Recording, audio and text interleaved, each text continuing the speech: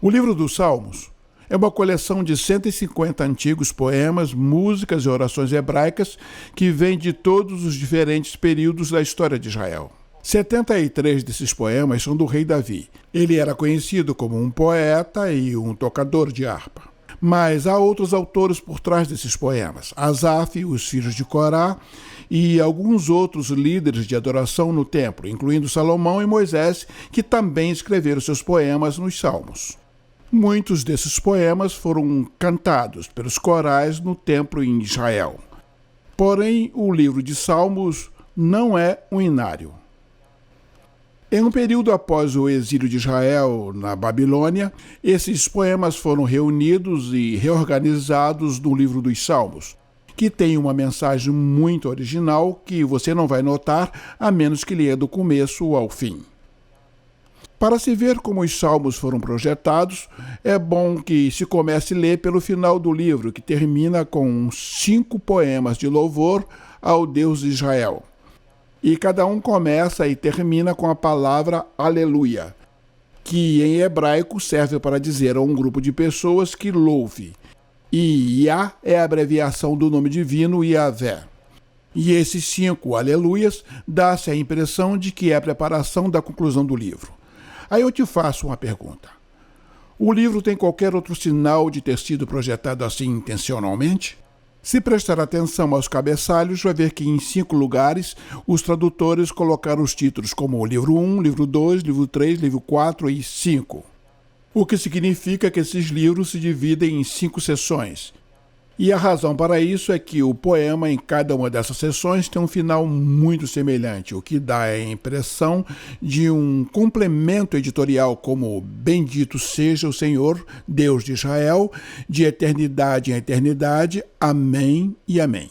Então o livro tem uma conclusão e uma organização interna em 5 principais partes. Vamos estudá-lo desde o início para ver se ele tem uma introdução. E aí encontramos os Salmos 1 e 2, que estão fora do livro porque a maioria dos poemas estão ligados a Davi, menos os Salmos 1 e 2 porque são anônimos. O Salmo 1 celebra como é bendita a pessoa que medita no Torá, que ora e medita dia e noite sem cessar e que também obedece. A palavra Torá, que significa ensinar, refere-se aos 5 livros de Moisés do Antigo Testamento.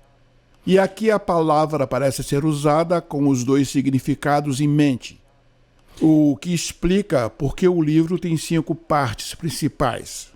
Assim, o livro dos Salmos representa uma nova Torá que vai ensinar ao povo de Deus ao longo da vida a prática da oração e como fazer para obedecer os mandamentos de Deus que estão na primeira Torá. O Salmo 2 é uma reflexão poética sobre a promessa de Deus ao rei Davi, que está em 2 Samuel 7, e fala sobre o reino de Deus no mundo, quando o mal seria derrotado, assim como a rebelião entre as nações. O Salmo 2 termina dizendo que todos aqueles que se refugiam no reino messiânico serão abençoados, a mesma palavra usada para começar o Salmo 1. Esses poemas dizem que o livro dos Salmos foi projetado para o livro de orações do povo de Deus e de como devem se esforçar para serem fiéis aos mandamentos da Torá enquanto aguardam pelo reino messiânico. Agora, com esses 2 livros tema introduzidos, podemos começar a ver como os livros pequenos foram concebidos em torno dessas 2 ideias. Por exemplo, o livro 1, bem no centro, possui uma coleção de poemas, Salmos 15 a 24, que começam e terminam com uma chamada para a fidelidade e aliança. Já nos Salmos 16, encontramos uma representação de Davi como um modelo desse tipo de fidelidade. Ele chama Deus para libertá-lo e elevá-lo como rei. E nesse conjunto correspondente de poemas, os Salmos de 20 a 23, o Davi do passado torna-se uma imagem do rei messiânico do futuro, que também vai chamar a Deus e em seguida lhe será dado um reino sobre as nações. E no centro dessa coleção está um poema, o Salmo 19, dedicação e louvor a Deus pela Torá. Vejamos então os 2 temas. O livro 2 abre com esses 2 poemas que estão unidos na esperança de, do futuro, voltar ao templo em Sião. E esta é uma imagem intimamente associada com a esperança do reino messiânico. E o livro 2 termina com um poema que retrata o futuro reinado messiânico sobre todas as nações e conclui dizendo que este reinado trará o cumprimento da antiga promessa de Deus a Abraão, que trará a bênção de Deus sobre todas as nações. E agora vamos ver que o livro 3 também concluiu com um poema refletindo sobre a promessa de Deus para Davi, mas esta sobre o exílio de Israel. Assim o poeta relembra como Deus disse que nunca iria abandonar a linhagem de Davi. E agora está olhando para a rebelião de Israel e o resultado é a destruição, o exílio e a queda da linhagem de Davi. E o poeta termina pedindo a Deus para nunca esquecer a promessa feita a Davi. O livro 4 é projetado para responder a esta crise no exílio, e o tema de abertura nos traz de volta às raízes de Israel com a oração que Moisés fez no Monte Sinai depois do incidente do bezerro de ouro, que foi invocar pela misericórdia de Deus. E o centro do livro 4 é Israel reinando como o verdadeiro rei do mundo de todas as criações. Árvores, montanhas, rios estão todos convocados para celebrarem naquele dia quando Deus vai trazer a sua justiça e seu reino sobre todo o mundo.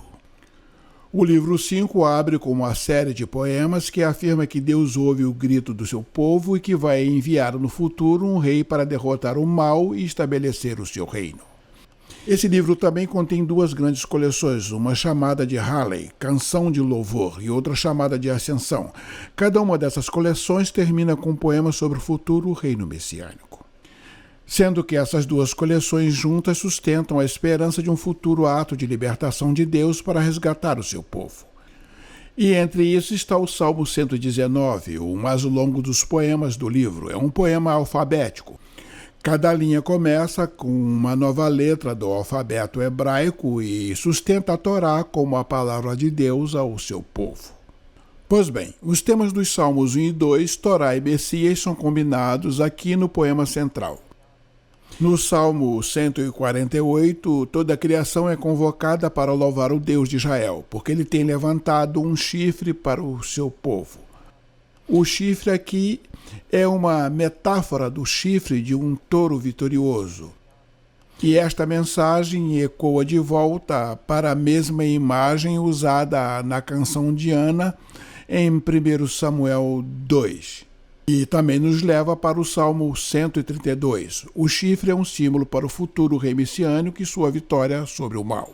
Uma conclusão adequada a este incrível livro. E aqui temos mais uma coisa que você não pode perder. Há muitos tipos diferentes de poemas no livro dos Salmos, mas quase todos eles se dividem em duas grandes categorias: poemas de lamento ou louvor.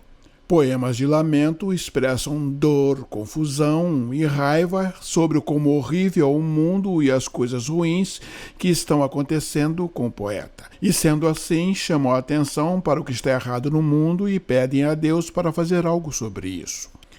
Mas também nos revelam coisas importantes. O lamento é uma resposta adequada ao mal que vemos no mundo. Você vai notar que os poemas de lamento predominam no início, nos livros de 1 a 3. Mas também temos os poemas de louvor. Poemas de louvor são poemas de alegria e celebração, chamam a atenção para o que é bom no mundo. Eles recontam histórias do que Deus fez em nossas vidas e dão graças a Deus por isso. Nos livros 4 e 5, você vai notar que os poemas de elogio superam os poemas de lamentação. E todos culminam naquela conclusão com um aleluia de 5 partes. Então essa mudança de lamento para o louvor é muito profunda e nos ensina como lidar com o estado trágico do nosso mundo e não ignorar a dor da nossa vida com o ensinamento. Mas ao mesmo tempo traz a fé bíblica e nos leva a olhar para a promessa do futuro reino messiânico. E assim, Torá e Messias, lamento e louvor, fé e esperança. E é sobre isso que nos fala o livro dos Salmos.